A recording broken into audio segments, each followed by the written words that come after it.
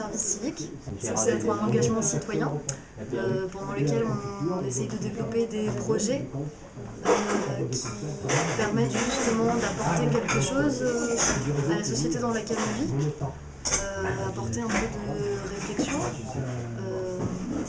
pourquoi pas quelques solutions aussi pour améliorer ce qui se passe dans la vie de chacun. Développer un projet qui nous tient à cœur aussi. Et donc avec Justine, on a décidé de développer un projet qu'on a intitulé Les Utopies concrètes, parce qu'il y a beaucoup de personnes qui, sans même parfois le savoir, s'intéressent à tout ce qui est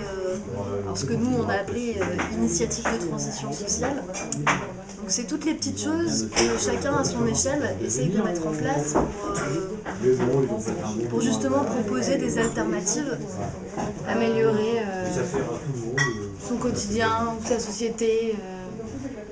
par des actes qui peuvent paraître